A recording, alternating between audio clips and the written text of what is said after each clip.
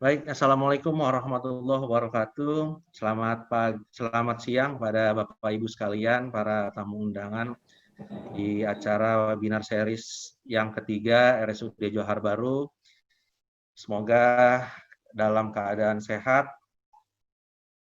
Kita akan mulai untuk webinar kali ini dengan dua narasumber kita, dokter spesialis di Rumah Sakit Umum Daerah Johar Baru. Yang pertama, Dr. Robert Mars, SPTHTKL. Kemudian yang kedua, Dr. Fitri Winita, SPPK MRs. Dengan topik webinar kali ini adalah penata laksanaan pengambilan spesimen COVID-19. Kemudian saya juga informasikan kepada Bapak Ibu sekalian bahwa webinar kali ini nanti ada video yang lumayan besar filenya, jadi dipastikan komputer atau laptop jaringan Bapak Ibu sekalian berfungsi dengan baik, karena mungkin jika ada nanti patah-patah juga webinar kali ini juga akan kami rekam dan akan kami upload ke YouTube kami di @RSUD Johar Baru. Untuk tidak memperpanjang waktu, untuk Dr. Robert saya sapa dulu. Sudah siap Dr. Robert? Sudah siap, Dok. Oke, baik Dr. Robert, suaranya sudah terdengar. Jadi untuk tidak waktunya mungkin nanti kurang lebih paparannya setiap narasumber sekitar 15-30 menit, kemudian nanti kita dari narasumber pertama ke narasumber kedua langsung, baru kemudian setelah narasumber kedua memberikan paparannya, baru kita ada sesi tanya jawab atau diskusi. Jadi nanti untuk para Bapak Ibu sekalian, mohon untuk pertanyaannya disiapkan atau bisa melalui kolom chat. Nanti saya pandu untuk saya baca, atau bisa menggunakan fitur raise hand. Untuk Dr. Robert, silakan Dok, bisa dimulai langsung paparannya. Waktu dan tempat saya persilahkan. Silakan Dok. Ya, baik Dok. Terima kasih. Boleh dimulai slide-nya.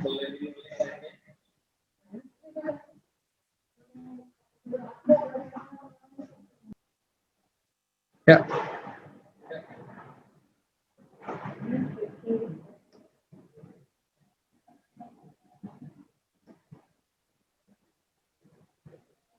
Boleh dimulai? Boleh, silakan Dok. Sudah di tampilan saya sudah keluar Dok. Sebentar, hilang lagi. Di maximize Dok. Iya. Oke, silakan Dok. Sudah keluar paparannya. Oh, baik. Terima kasih atas partisipan dan para teman-teman sejawat semua, dari para bidan, ada Pak Perawat, Puskesmas semua, para dokter, untuk mengikuti webinar siang ini. Kita akan mulai tentang pengambilan spesimen pada penyakit COVID-19. Ya. Slide.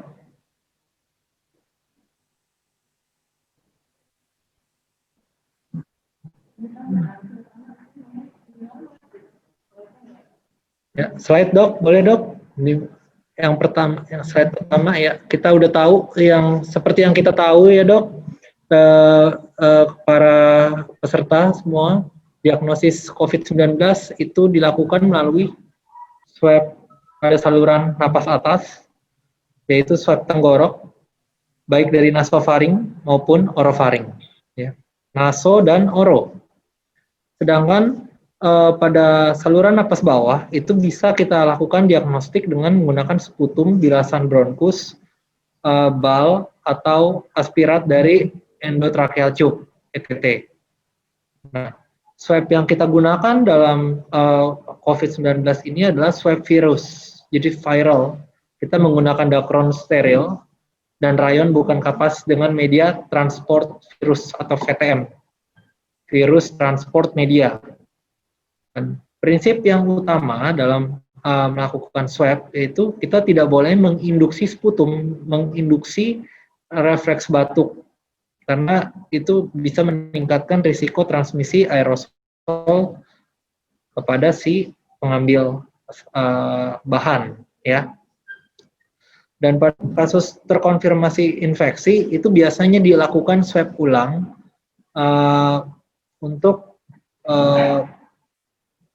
pengambil respon apakah dia sudah perbaikan atau tidak. Maksudnya kita ulang sampai dia hasilnya negatif, ya. Slide, Dok. Ya. Ini frekuensi dari panduan yang lama, yang terakhir maksud saya, itu biasanya 2-4 hari dalam waktu setidaknya 2 kali 24 jam. Jadi 2 hari berturut-turut dengan hasil negatif. Tetapi seringnya di lapangan kita biasanya diberikan jeda seminggu dari hasil negatif yang lama. Jadi dia pasiennya udah positif, terus setelah berapa lama, seminggu, 2 minggu, dia akan di swab ulang, ketemu hasil negatif, kemudian di swab ulang lagi minggu depannya lagi sampai hasil negatif 2 kali, baru dinyatakan pasien sembuh.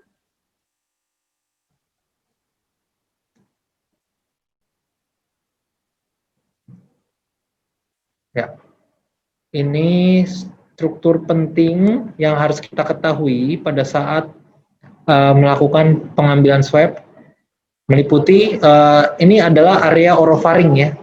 Area orofaring yang struktur penting yang kita harus ketahui adalah tonsil kanan dan kiri, ya. Itu yang di dalam gambar namanya tonsil palatina, ya. Bisa ditunjukin. Nah, ya ini tonsil palatina, ya. Yang ini yang kiri, ini yang kanan. Nih, di dalam pointer saya, bila partisipan bisa melihat. Kemudian ini anak tekak uvula.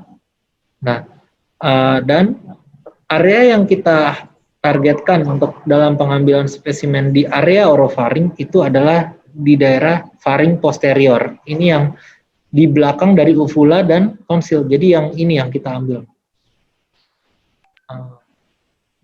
Nggak muncul. Nggak keluar. Nggak keluar, ya. Ya, ya ini jadi area yang berada di belakang uvula atau palatum mole atau soft palatum. Itu yang ini namanya faring posterior, ya. Ini daerah yang akan kita swab, daerah yang kita ambil sebagai bahan spesimen untuk pemeriksaan COVID-19. Slide.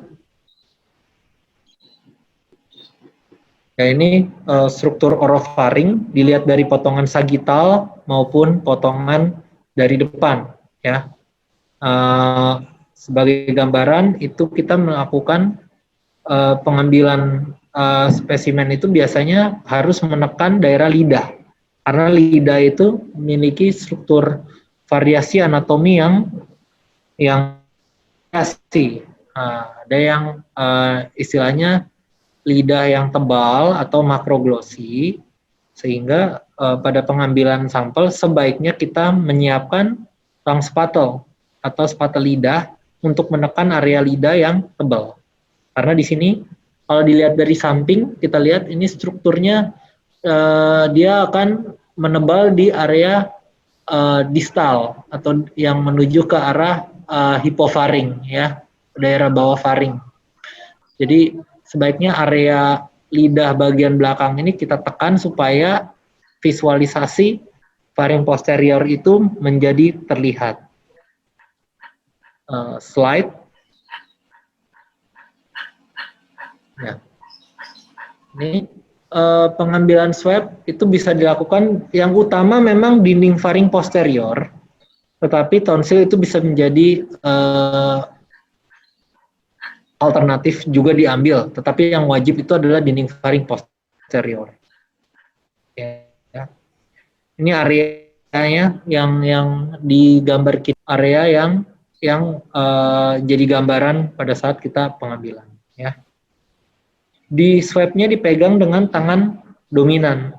Misalnya dia kidal, tangan kiri. Kalau dia tangan kanan megang swab, tangan kiri kita pegang tong spatol untuk menekan lidah. Ya. Sampai visualisasinya baik, baru kita melakukan eksekusi. Boleh juga dibantu dengan headlamp atau lampu kepala dalam pengambilan supaya meningkatkan lapang pandang visualisasi, karena pada dasarnya kalau dia celah orofaringnya sempit, kadang struktur yang kita lihat itu terlihat gelap. Jadi headlamp ada tempatnya di sini. Slide. Ya, ini gambarannya yang lebih jelas ya. Di gambar tengah atas ini kita lihat posisi tangan dari si pengambil. Yang kiri dia pegang tong spatol, yang kanan itu swabnya ya. Yang kiri neken lidahnya, tangan kiri. Yang kanan dipegang dengan pegangan bolpen ya, pegangan bolpen seperti pena, itu diputar ya, diputar. Nah, ini di gambar kiri bawah kita lihat itu yang dia ambil itu di belakang uvula, jadi uvulanya udah lewat di belakang, struktur di belakang uvula ya. Ini yang atas ini kita lihat yang di kanan bawah ini jelas tuh, itu faring posteriornya ya. Kalau yang di kiri bawah itu gambar pengambilan tonsilnya, itu kan amandulnya besar tuh. Ini ilustrasi aja. Tapi yang wajib kita lakukan adalah yang swab di daerah faring posterior yang di kanan bawah ini. Kayak gini gambaran yang benar. Jadi tong spatolnya menekan lidah sampai visualisasi terlihat seperti gambar di kanan bawah. Slide. Ya, dari orofaring kita beralih ke pengambilan spesimen di daerah nasofaring. Nasofaring itu karena namanya naso, artinya dia struktur yang levelnya berada di belakang hidung, ya. Struktur yang berada di belakang hidung namanya nasofaring. Kalau di daerah belakang mulut namanya orofaring. Kalau di bawah rongga mulut namanya hipofaring, atau sudah menuju laring namanya laringofaring, ya. Gitu. Nah, ini struktur hidung itu banyak dibentuk oleh yang namanya kerang hidung atau namanya konka, ya. Kerang hidung. Kerang hidung adalah bagian yang menonjol dari rongga hidung, ya.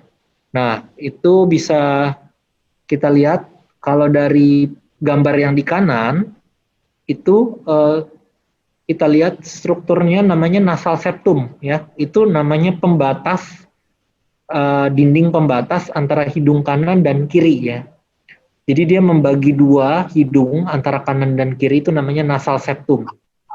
Ya, dia di tengah-tengah, lurus dari puncak hidung sampai ke ujung hidung, ya.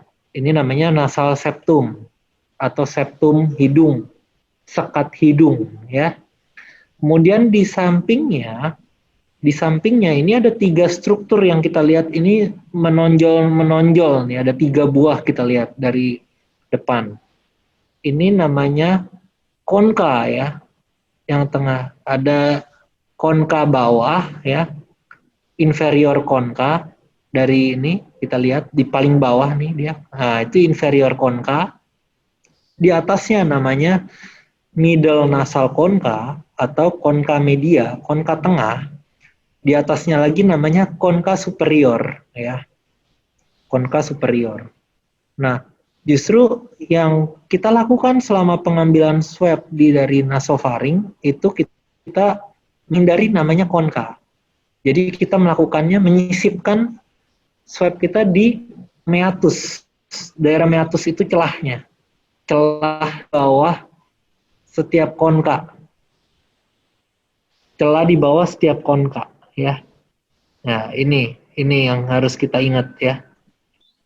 Namanya meatus inferior ataupun bisa kita lakukan meatus medius, jalur medius ya. Kita slide dulu, lanjut. Ya, ini struktur yang kita lihat tadi dari depan, ini kita potong dari samping. Ada 3 kerang hidung, ya. Jadi yang kita lakukan cukup dari dasar hidung, ya, meatus inferior. Jadi di situ celah antara si kerangnya. Jadi yang kita masukkan itu di daerah yang cekungnya, yang lapangnya. Kalau daerah kerangnya kita masukkan lidi kapasnya, swab dacronnya, nanti dia justru tergencet sama si daerah yang menonjol ini gitu. Ya. Justru jangan di konkanya tapi di bawahnya atau di meatusnya intinya. Ya, di celah-celah di antara si kerang-kerang hidung ini gitu. Prinsipnya itu. Yang di gambar kanan ini adalah septum ya. Ini septum ini sekatnya. Dan area target kita itu di daerah nasofaring. Jadi tepat di belakang si kerang-kerang hidung ini, terutama di belakang kerang konka inferior. Ini namanya nasofaring. Ya. Ini nasofaring. Tepat di belakang ini, nih, ya. Di struktur berikutnya, slide. Ya. Ini ada ilustrasi gambaran bagaimana perjalanan endoskopi melalui hidung dari depan, dari hidung bagian depan, ya. Boleh diputar videonya. Yang kita lihat kayak benjolan ini adalah konka inferior ya.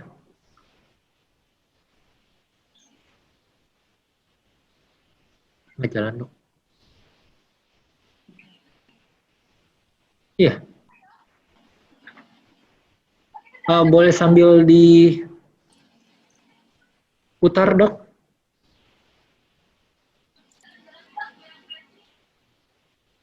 Ya, ini jalan. Ya, pelan-pelan aja. Ya, ini pelan, ini konka inferior ya. Ini sekat hidung yang agak menonjol, namanya septum deviasi. Jadi kita memasuki area belakang atau nasofaring, menyusup di antara konka ya, struktur yang sempit di dalam hidung ini. Nah, ketemulah ini daerah nasofaring yang paling belakang ya. Ini daerah yang akan kita ambil spesimennya. Ya, ini kembali ke area konka. Ini yang konka media nih, konka yang tengah ya. Jadi kita sebaiknya ambilnya di bawahnya dari konka inferior atau di atasnya konka inferior. Celah-celah di antara konka. Jangan di konkanya karena itu daerah tonjolan, jadi kalau dia masuk ke dalam kafum nasi nanti dia sempit gitu ya. Mungkin boleh diulang dok gambar videonya atau diputar di dokumen yang terpisah, jangan melalui share screen dok.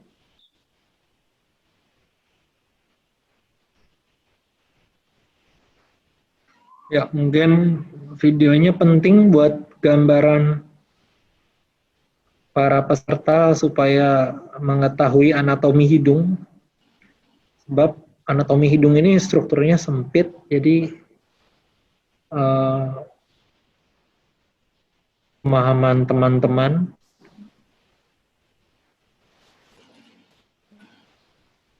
baik dok.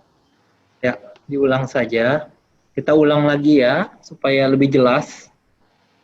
Ini konka inferior ya, kita menyusup di bawahnya, atau di tengah-tengahnya di di atasnya ini di atasnya di video ini. Ini namanya jalur medius ya.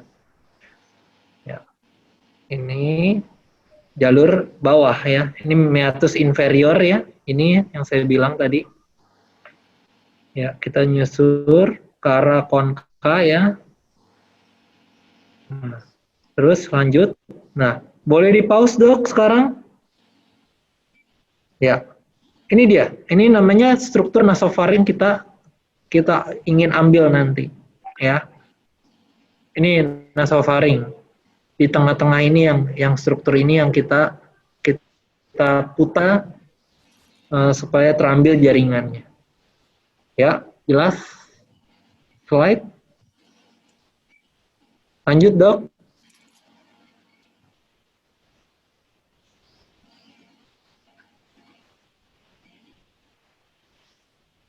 Ya, boleh diputar lagi dok videonya dok.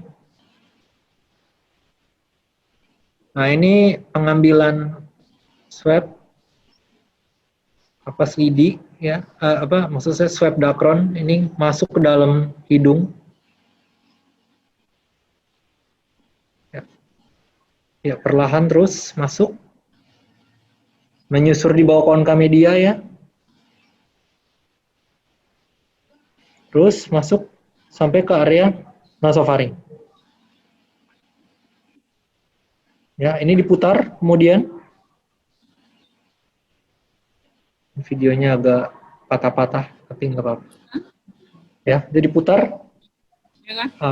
Putarnya boleh lebih banyak, mungkin itu hanya untuk peragaan. Ya, diputar boleh 5-10 kali untuk meyakinkan, tetapi tidak perlu dipaksa sampai berdarah ya. Jadi pengambilannya tetap harus gentle, lembut. Yang penting dia terputar atau terseka ya. Gitu. Slide. Boleh dok? Udah jalan dok ke slide berikutnya.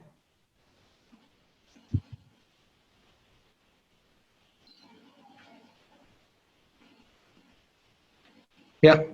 Ini arah yang salah ya. Kita harus tahu arahnya tuh sejajar nama konka meatus inferior ya, jadi meatus yang bawah, celah bawah istilahnya. Kalau dia mengarah ke atas, kita lihat itu di situ ada dasar tulang tengkorak, jadi bisa mencederai basis kranii. Yang benar adalah gambar yang sisi kanan ya, horizontal dasar hidung jadinya, sejajar dasar hidung.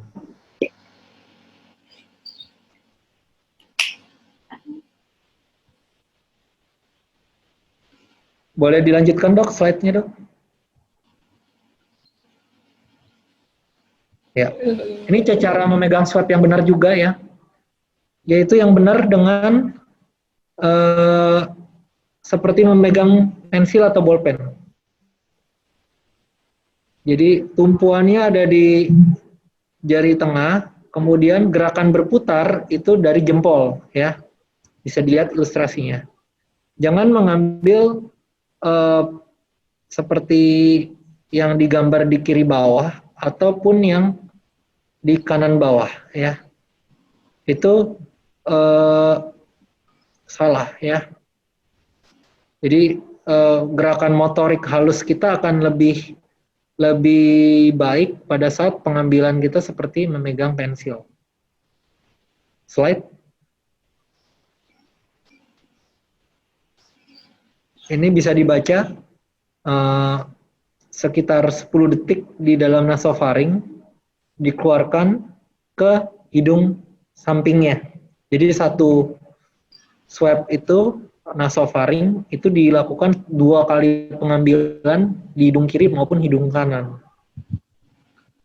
supaya bahannya juga lebih banyak dan meyakinkan. Slide.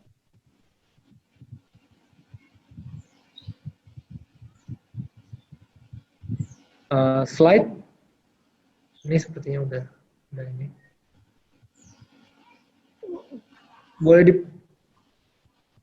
Boleh diputar dok videonya dok? What you're going to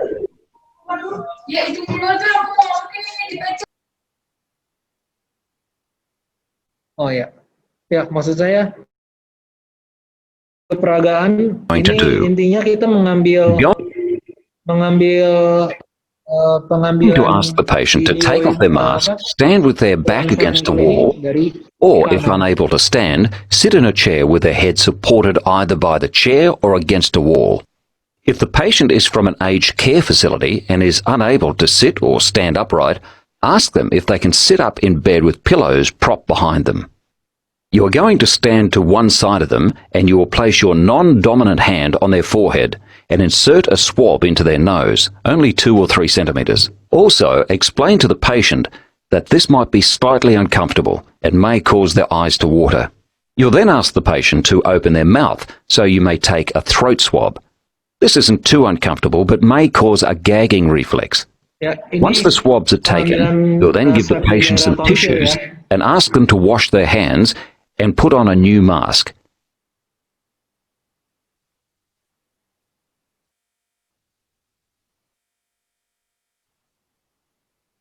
They'll then be Jadi ini directed to a pasien waiting area. diminta To ensure a good quality specimen, collect epithelial cells from the nasal septum and pharynx and avoid nasal secretions and saliva.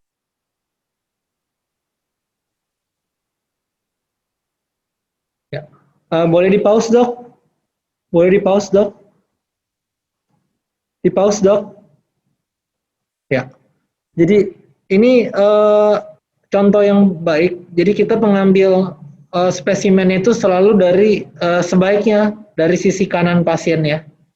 Dengan asumsi tangan yang kiri kita itu bisa memegang atau memfiksasi kepala pasien supaya kepalanya nggak goyang-goyang ya.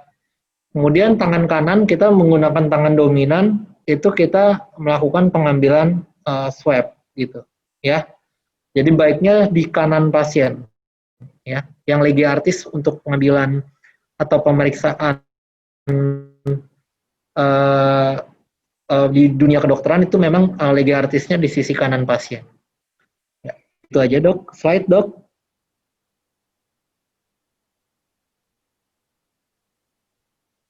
Ya, ini cara memasukkan VTM setelah dilakukan pengambilan. Jangan lupa, nah mungkin nanti akan dijelaskan lebih banyak ke Dr. Fitri nanti. Ya intinya setelah swab dimasukkan itu bisa dipatahkan, ya dipatahkan. Jadi dia hanya yang masuk ke dalam tabungnya itu hanya daerah batangnya yang terbatas ya. Jadi dia tetap muat ke dalam VTM-nya, kemudian direkatkan dengan parafilm ya, supaya dia lebih rekat. Dan suhunya dijaga tetap berada di rentang 4-8 derajat Celcius sebelum dikirim ke laboratorium. Ya, boleh slide dok, slide berikutnya dok. Ini jangan lupa memakai prosedur APD sebelum melakukan atau coverall sebelum melakukan pengambilan spesimen. Cuci tangan setiap dan sebelum dan setelah pengambilan melakukan tindakan. Slide.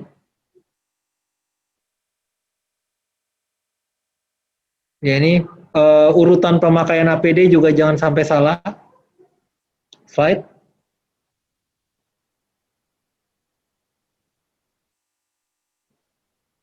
Slide.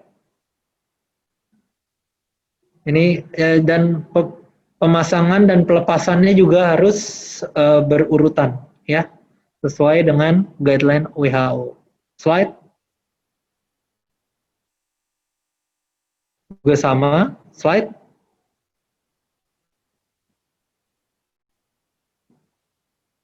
Slide. Ya. Terima kasih atas perhatiannya. Semoga bisa memberikan gambaran teman-teman sejawat, baik yang bekerja di rumah sakit maupun di laboratorium, membantu menambah wawasan dan pemahaman tentang pengambilan spesimen selama pandemi ini. Terima kasih. Saya serahkan kembali ke Dr. Angga sebagai moderator. Baik, terima kasih banyak pada Dr. Robert atas paparannya yang sangat menarik dan lengkap ya dok ya. Saya sampaikan kepada Bapak Ibu sekalian, jangan lupa untuk mengisi daftar hadir yang sudah saya lampirkan di kolom chat. Jadi tolong diisi daftar hadirnya. Kemudian yang materi yang kedua adalah dari Dr. Fitri Winita, SPPK MMRS untuk menjelaskan tentang cara pemasukan spesimennya. Oke, baik. Untuk dokter, saya sapa dulu. Dokter Fitri sudah siap, dok? Siap dok, jelas nggak dok? Baik dok, jelas dok. Oke, boleh dimulai dok ya. Waktu dan tempat kepada Dokter Fitri, saya silakan.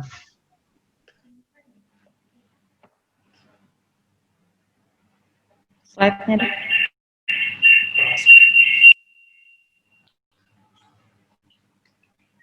Assalamualaikum warahmatullahi wabarakatuh.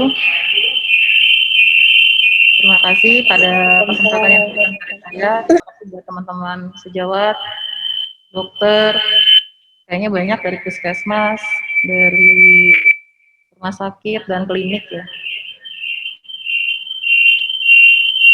Saya akan membahas tentang faktor-faktor yang bisa mengakibatkan interfering faktor, jadi faktor pengganggu dalam tahap penanganan spesimen swab.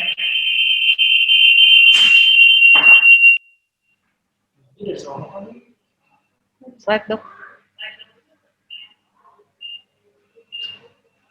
Slide.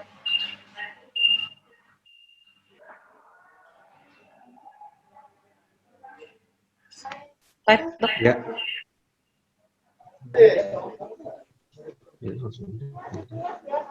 Ya, untuk tahap-tahap pemeriksaan di laboratorium itu menghasilkan suatu hasil itu ada tahapan pre-analitik. Nah, tahap-tahapan yang akan kita banyak bahas itu tahapan pre-analitik. Dari mulai penilaian pasien, kemudian terutama spesimen collection dan spesimen transportnya. Slide dok. Nah, pada tahap pengambilan swab itu banyak pre-analytical error yang kita temukan di laboratorium. Misalnya satu, adanya salah identitas, tidak ada identitas. Kemudian spesimen yang diterima di lab tidak dapat diperiksa karena misalnya mukosa nasofaringnya tidak terambil. Jadi harus dapat mukosa nasofaringnya. Kemudian adanya faktor pengganggu dari bahan yang kita gunakan. Misalnya kita menggunakan Dacron, tapi gagangnya gagang kayu, itu juga dapat mengganggu. Kemudian bisa juga karena kualitas dari VTM yang kita gunakan, misalnya rusak, atau volumenya tinggal sedikit, misalnya kena bocor, atau berjamur. Kemudian tahap pengambilan sampelnya itu terlalu dini, jadi di luar dari diagnostic window-nya, atau mungkin dalam tahap akhir. Jadi kemungkinan hasil juga bisa negatif. Kemudian prosedur spesimennya mulai dari pengepakan, transport, dan penyimpanannya. Slide dok. Nah, ya, tadi sudah dibahas oleh Dr. Robert panjang lebar tentang cara pengambilan spesimennya. Nah, menurut WHO dianjurkan dari nasofaring dan orofaring. Kemudian untuk packagingnya, spesimennya harus segera diantarkan ke laboratorium dan disimpan pada suhu 2-8 derajat. Jika tidak segera dikirim, itu harus dimasukkan ke dalam VTM. Jadi kita bisa menggunakan media lain selain VTM ya, bisa pakai NaCl. Nah, ini tahap-tahapan yang tadi sudah dijelaskan yang bisa mengganggu hasil, jadi bisa false negatif. Slide dok. Nah, ini persentase positif dari berbagai spesimen. Nah, untuk nasofaring itu sekitar 63%, sedangkan orofaring 32%. Makanya lebih baik diambil dari kedua-duanya dimasukkan dalam satu VTM. Kalau yang lain-lain ini agak susah pengambilannya. Lanjut. Nah, swab yang paling baik itu yang plastik aplikator gagangnya ya. Kalau yang kayu tadi bisa menghambat. Nah, yang paling bagus lagi pakai flock swab. Jadi kalau pakai flock swab, si virusnya ini tuh nempel di kayak bulu-bulunya gini nih. Kalau kita nggak pakai flock swab, si virusnya terperangkap, jadi proses PCR-nya itu lebih sulit lagi dan kadang juga bisa mengakibatkan sensitivitas hasilnya menurun. Nah, satu lagi yang tadi dijelaskan juga, ketika memasukkan VTM, ketika memasukkan dakronnya ini, jangan sampai kepegang si ujungnya ini. Jadi dimasukkan dulu ke dalam VTM, baru dipatahkan. Jadi jangan sampai kepegang, karena bisa kontaminan juga. Nah, jangan lupa juga sebelum kita ambil swab, kita cek dulu ujungnya ini ada kotor atau ada pertumbuhan jamur atau tidak. Kalau ada, jangan digunakan. Lanjut, Dok. Nah, satu lagi kita juga jangan lupa cek medianya. Apa ada perubahan warna, terus misalnya ada jamur, jadi warnanya jadi keruh, atau ada putih-putih kayak gini. Terus jangan lupa juga dilihat volumenya. Kalau volumenya itu minimal 1,5 mili. Jadi kita lihat kalau misalnya dia udah berkurang, nggak bisa digunakan juga. Lanjut. Nah, waktu pengambilan spesimen itu juga sangat penting ya. Kalau misalnya pasien baru kontak langsung diambil, berarti kan dia baru terinfeksi nih. Jadi masih false negatif. Jadi paling baik itu kalau sudah timbul gejala. Kalau dia di akhir fase juga bisa false negatif karena pasiennya sudah sembuh. Nah, ini tahap-tahapan pre-analytical yang tadi bisa disebutkan. Ini untuk yang PCR sih lebih banyak. Kalau yang untuk tahap-tahapan pre-analitik yang diambil oleh teman-teman, mungkin lebih ke tadi yang identifikasi nama pasien salah, terus collection-nya, handling, transport, sama storage-nya.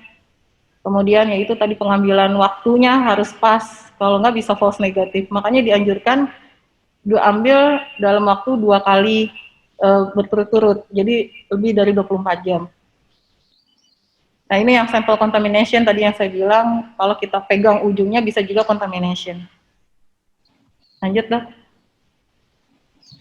Nah, menurut pedoman yang terbaru itu bisa disimpan, misalnya mau ditunda, disimpan di dalam kulkas di suhu 2-8 derajat, kurang dari 12 hari. Lanjut, Dok. Nah, ini dia packaging dan transportnya. Untuk setelah kita ambil, setelah dimasukkan ke dalam VTM, itu biasanya kita parafilm.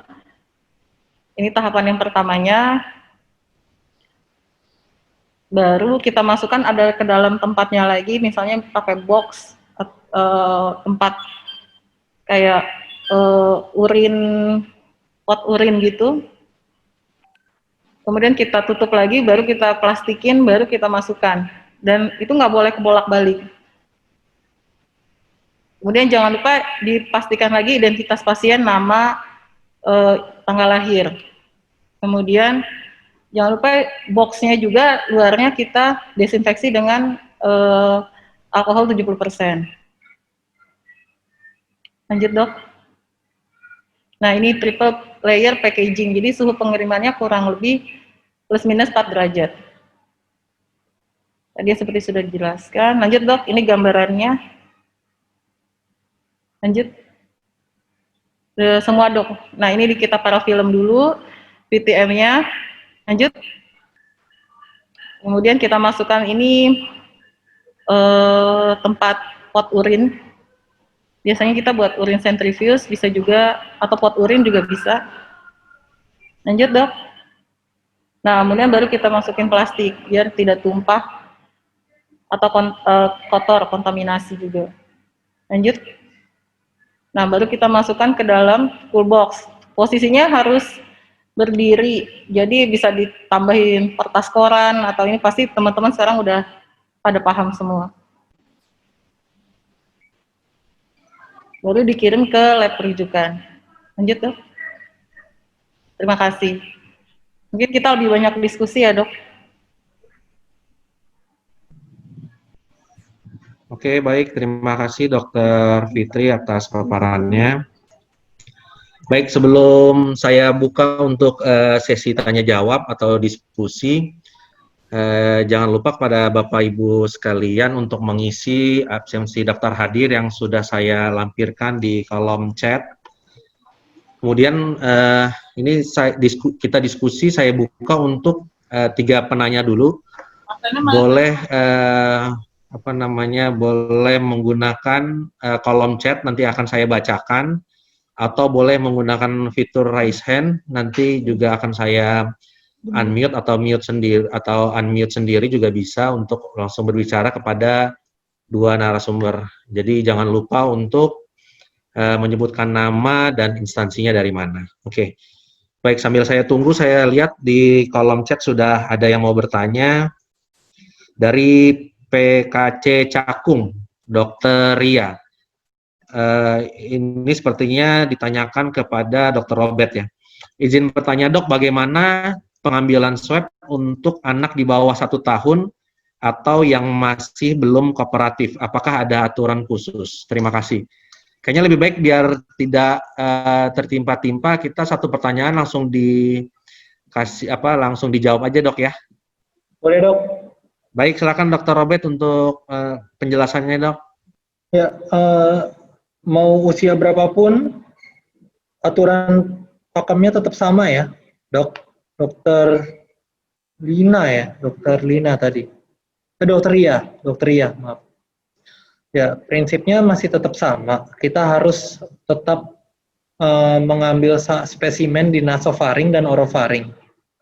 Tetapi seperti yang kita tahu, anak kecil itu memang umur 1 tahun apalagi dia sangat masih tidak kooperatif. Jadi yang utama prinsipnya adalah fiksasi. Fiksasi semua badannya, tubuhnya supaya dia stabil. Ya. Jadi kepalanya itu nggak mengkok kanan, mengkok kiri. Itu harus diposisikan supaya stabil gitu. Mungkin ada orang tuanya megang kepalanya, ada kita diposisikan supaya biasanya kalau kami di THT biasanya pasien itu letakkan kepalanya di dada, ngadep ke pengambil si operator ya, jadinya ngadep ke kita gitu. Kepalanya di depan dada. Terus ekstremitas atasnya disilang sama orang tuanya, terus bagian kakinya juga disilang seperti kita memeluk guling gitu. Kemudian kita bisa fiksasi kepalanya pakai tangan kiri kita, lalu tangan kanan kita ambil untuk spesimen gitu. Kuncinya sebenarnya prinsipnya sama aja, mau anak berapapun, mau dari anak kecil 1 tahun sampai umur dewasa berapa 10 tahun juga sama, cuman fiksasi dan kestabilan pada saat kita mengambil spesimen kita harus pastikan tetap terambil di tempat target. Itu aja, Dok. Oke, baik. Terima kasih Dr. Robert. Semoga Dr. Ria sudah jelas ya, Dok ya, untuk penjelasan dari Dr. Robert. Jika masih ada mau menanggapi, boleh di kolom chat atau menggunakan tombol di kanan bawah yang reaction, yang raise hand juga boleh. Kemudian saya bacakan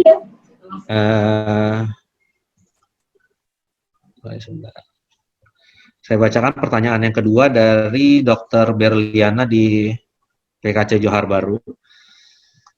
Apakah ada kontraindikasi untuk melakukan swab nasofaring dan orofaring, Dok? Mungkin ini untuk Dr. Robert juga ya, Dok ya. Silakan, Dok. Ya, terima kasih, Dok, dari PKL Kampung Rawa ya. Ya, jadi prinsipnya kontraindikasi itu pada kondisi-kondisi tertentu yang memang meningkatkan risiko pengambilan sampel, pengambilan spesimen. Misalnya yang harus kita hati-hati pasien yang udah kalau sinusitis mungkin pelayanannya di sinus ya. Sinus itu daerah pipi. Jadi selama pengambilan swab itu kita jalani di rongga hidung, di kafum nasi. Jadi sinusitis tidak menjadi kontraindikasi mutlak gitu.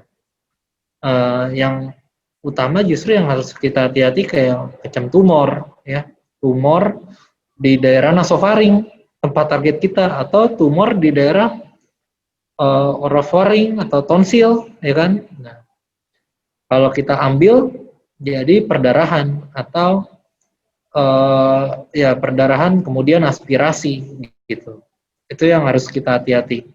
Atau kelainan struktur hidung yang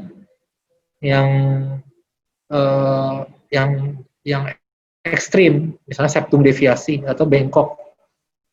Kalau dia bengkok di satu sisi, kita masukkan swab kita, itu dia akan mentok dan tidak perlu dipaksa. Gitu. Jadi pada kondisi-kondisi tertentu kita harus menyesuaikan. Misalnya kayak dia tumornya di daerah nasofaring, ya kita ambilnya hanya orofaring. Kalau dia tumornya di orofaring, kita ambilnya hanya di nasofaring. Kecuali mungkin pada kasus yang ekstrim, yang tumor nasofaring udah meluas ke daerah orofaring, itu sebaiknya dikonsultasikan kepada ahlinya, ya seperti di bidang THT. Gitu. Mungkin gitu dulu, Dok.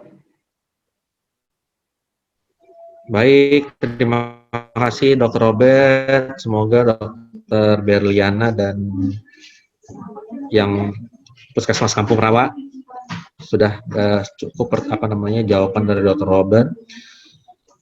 Kemudian saya bacakan lagi, Dok, ini dari Marta Dian Puspa.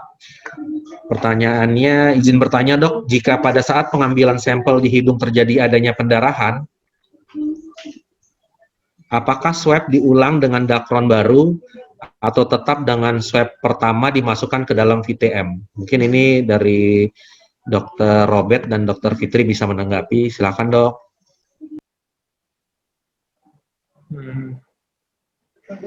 Dok, ini mungkin saya coba menjawab dulu ya, Dok.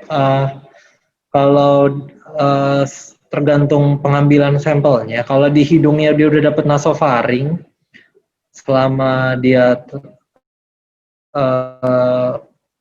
maksudnya daerah nasofaringnya sudah berhasil di swab, darah itu nanti mungkin dibantu jawab oleh Dr. Fitri. Setahu saya memang tidak kita tetap berhasil gitu, maksudnya kalau selama dia berhasil di area nasofaring di swab gitu.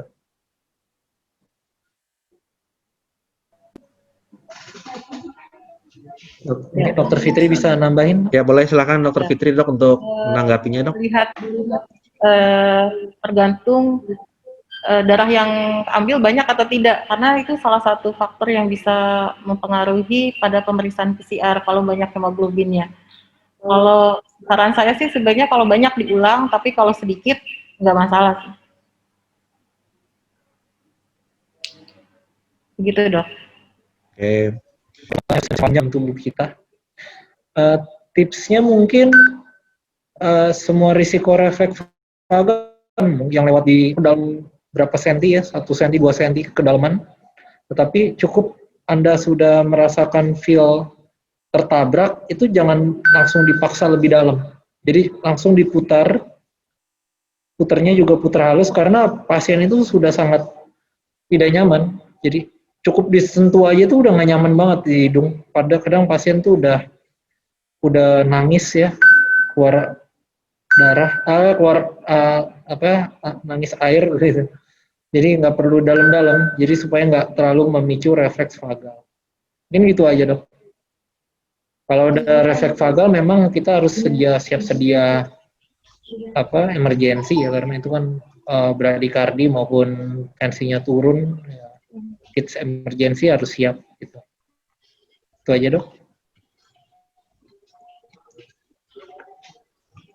Baik, terima kasih Dokter Robert atas tanggapannya. Kemudian untuk pertanyaan selanjutnya saya bacakan dari Puskesmas Kelurahan Hutan Panjang. Pertanyaannya adalah, izin Dok mau bertanya, apakah satu vlog swab bisa dipakai untuk 2 lokasi pengambilan spesimen? Contoh satu vlog swab mengambil naso dan orofaring. Mungkin ke Dokter Robert lagi, silakan Dok.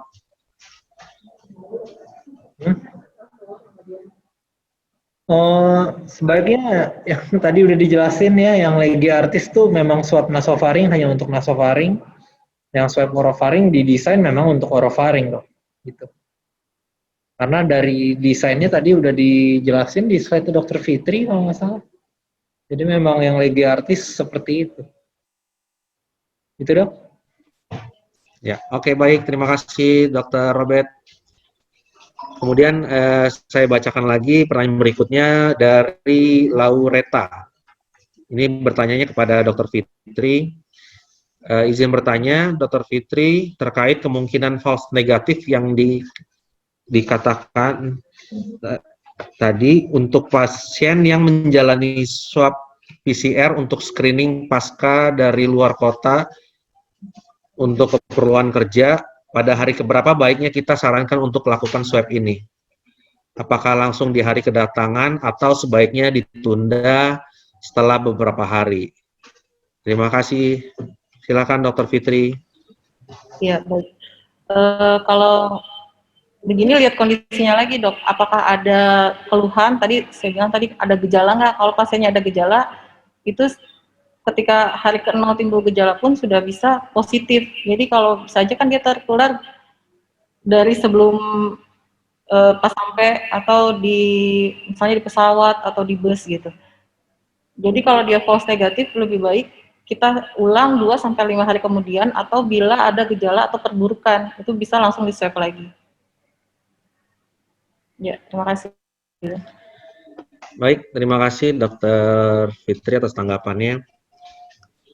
Oke, sambil menunggu lagi pertanyaan, saya infokan sekali lagi kepada Bapak Ibu sekalian untuk mengisi daftar hadir yang sudah saya lampirkan di kolom chat, dan bisa diberitahukan kepada teman-teman sekalian bahwa webinar dari RSUD Johar Baru kali ini akan kami upload di YouTube kami @RSUD Johar Baru. Jadi jangan khawatir untuk teman-teman yang tidak bisa hadir, tidak bisa mengikuti webinar ini, karena memang kapasitas meeting kuotanya hanya 100 orang. Baik, kemudian saya bacakan lagi untuk pertanyaan berikutnya dari Putri Indahsari. Pertanyaannya, Dok, izin bertanya, apa penyebab pasien yang sudah melakukan swab PCR 3 kali berturut-turut tetapi hasil tetap positif dan nilainya selalu menurun? Terima kasih. Mungkin ini bisa dijelaskan ya nilainya, yang nilai apa yang nilai CT value mungkin ya Dok. Oke, mungkin ini nilai CT. Ya. Silakan Dokter Fitri mungkin ya Dok ya yang menanggapi, silakan Dok. Nilai CT value itu juga tergantung, kalau misalnya pengambilannya nggak dapet, bisa jadi CT-nya tinggi. Nah, itu juga tergantung lokasi juga. Kalau dia ngirimnya cuma naso atau oro doang, itu juga beda nilai CT-nya. Jadi memang nilai CT value ini harus pertama kita lihat lab rujukannya, karena beda alat, beda reagen, nilai CT itu ada cut off-nya. Misalnya lab rujukan A pakai kurang dari 40, lab B pakai kurang dari 35. Jadi nggak bisa dibandingin. Kalau misalnya cek di 2 lab yang berbeda, kalau alatnya dan reagennya beda, itu nilai CT juga nggak bisa dibandingin. Kedua, yaitu tadi pengambilan swab-nya naso aja, oro aja, atau keduanya. Terus ketiga, kena nggak si virusnya itu. Jadi kalau PCR 3 kali berturut-turut, kita lihat ini pasien dari gejalanya udah hari keberapa. Biasanya pada hari ke-15, 30% itu bisa negatif. Dan paling banyak itu di 95% di hari ke-33 itu baru negatif. Mungkin ya itu kalau CT nggak bisa jadi patokan, karena itu banyak banget faktor yang harus kita lihat. Makanya balik lagi ke klinis pasiennya bagaimana, apakah perburukan atau tidak gitu. Terima kasih, Dok.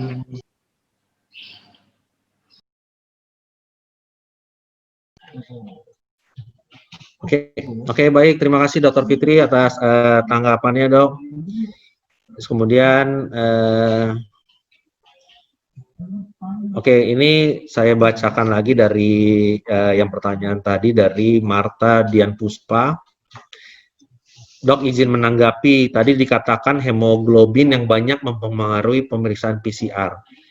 Jika darah yang keluar banyak, artinya kita harus menghentikan perdarahan lebih dulu. Dan diulang pakai dacron baru ya, Dok. Berarti jika hemoglobin sedikit, ada kemungkinan false negatif tidak, Dok? Dan apakah lebih baik tidak ada darah sama sekali, Dok?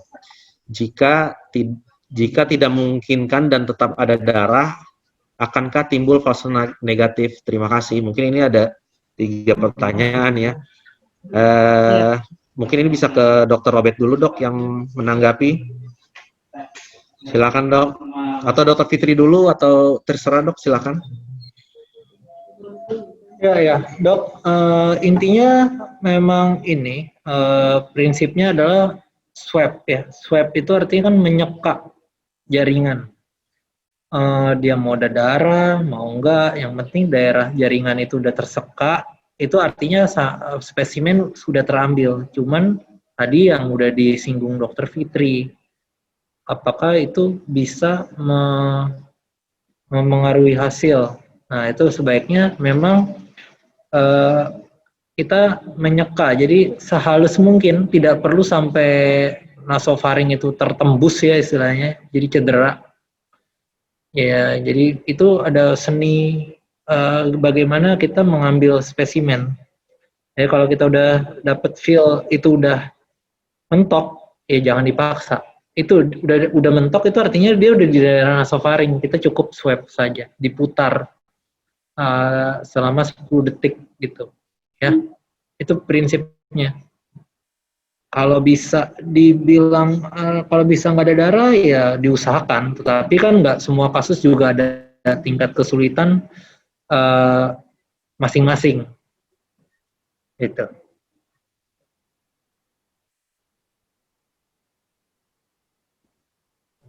Gitu, Dok. Baik, mungkin Dr. Fitri mau ada tambahan, Dok, untuk pertanyaan yang tadi, Dok? Tambahan, Dok, kalau paling baik memang tidak ada darah, tapi kalau misalnya tetap masih ada darah, nggak apa-apa dikirim aja, nanti dapat hasil apakah diminta sampel ulang atau bisa keluar hasil. Biasanya kalau terlalu banyak darah itu mintanya retest, jadi hasil nggak keluar. Tapi kalau hasil bisa terbaca dan dikeluarkan, berarti itu bisa dikeluarkan, berarti bisa, Dok. Nggak masalah. Kalau cuma sedikit sih biasa nggak masalah, Dok, karena sedikit regen ekstrasinya biasanya udah bisa membaca juga. Oke, baik, terima kasih Dr. Fitri tanggapannya. Kemudian saya bacakan untuk pertanyaan berikutnya dari Dr. Neti. Pertanyaannya ditujukan kepada Dr. Fitri. Izin bertanya kepada Dr. Fitri, saya dapat pasien swab, satu hasil positif, CT-nya 32,8. Kemudian swab kedua dengan CT-nya 30,2. Swab ketiga hari ini masih positif, CT-nya 35,7. Kondisi pasien tetap tanpa gejala dan hasil paru baik. Apa harus dilakukan swab ulang lagi sampai hasil negatif? Dan kondisi seperti ini apa aman untuk kembali bekerja? Pasien positif sejak tanggal 24 September 2020. Mohon infonya, Dok. Terima kasih. Silakan Dr. Fitri untuk menanggapinya, Dok. Ya, baik. Ini pasien berarti kurang lebih 1 bulan ya. Ya itu tadi yang saya bilang, 1 bulan itu hari ke-33 95% baru negatif. Jadi kalau ini swab pertama, kedua dan ketiganya masih jarak kurang dari 1 bulan, masih kemungkinan bisa positif gitu. Untuk pedoman yang terbaru kan pasien tidak, kalau yang tanpa gejala tidak perlu di swab ulang ya. Apalagi nih yang terakhir udah 35. Kalau biasanya kalau udah 35 ini udah hampir sembuh lah gitu, udah mau sembuh. Kalau saran saya sih nggak usah di swab lagi kalau udah 35 ini. Nah, tapi dilihat lagi klinisnya, kalau misalnya pasiennya perburukan atau ada keluhan yang memberat, nggak di swab ulang. Balik lagi ke klinis pasien. Kalau pasiennya tetap tanpa gejala, nggak perlu di swab ulang. Makasih Dokter Neti. Oke, baik. Terima kasih Dokter Fitri. Mungkin untuk kebetulan Dokter Robert lagi ada pasien Sito di bawah. Jadi mungkin kalau saya buka pertanyaan, satu pertanyaan terakhir untuk Dokter Fitri. Jika tidak ada pertanyaan, mungkin saya akhiri. Jadi saya tunggu sambil untuk Bapak Ibu sekalian untuk mengisi daftar hadir di kolom chat, di kolom komentar. Kemudian webinar kali ini akan kami tayangkan di YouTube kami di @rsud Johar Baru. Oke, ini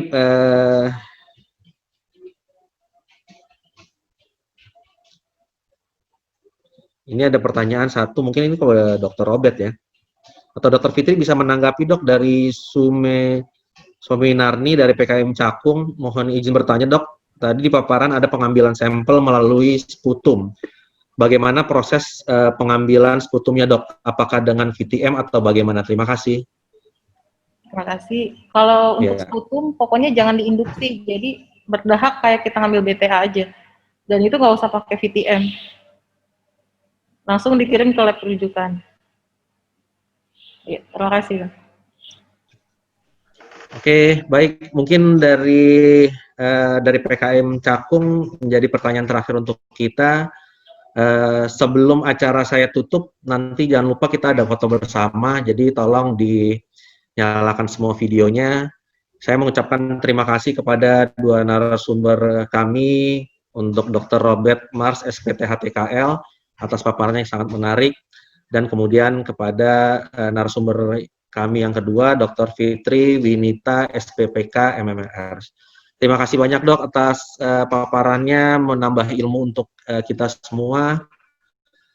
Semoga ke depannya kita bisa bertemu untuk di webinar-webinar selanjutnya. Dan kepada Bapak Ibu sekalian, saya infokan RSUD Johar Baru mempunyai webinar-webinar series yang ke depannya akan selalu ada terus. Boleh dari teman-teman sekalian atau Bapak Ibu sekalian untuk memberikan masukan tema atau judul atau apapun itu kepada kami, boleh melalui kanal email atau kanal WhatsApp layanan kami. Jadi boleh memberikan ide untuk acara webinar-webinar selanjutnya. Oke, sebelum acara saya tutup, saya mengucapkan sekali lagi banyak terima kasih kepada dua narasumber kami, kemudian kepada Bapak Ibu sekalian yang sudah hadir dan mendengarkan bersama-sama webinar tentang pelaksanaan pengambilan spesimen COVID-19.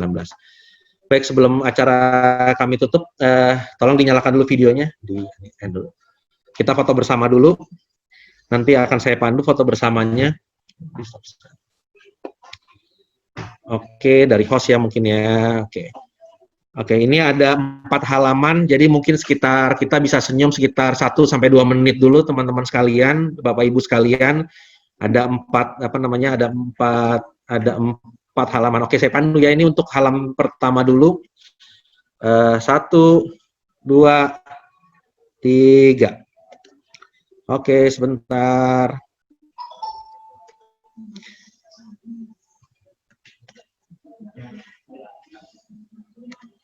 Oke, halaman yang kedua. 1, 2, 3.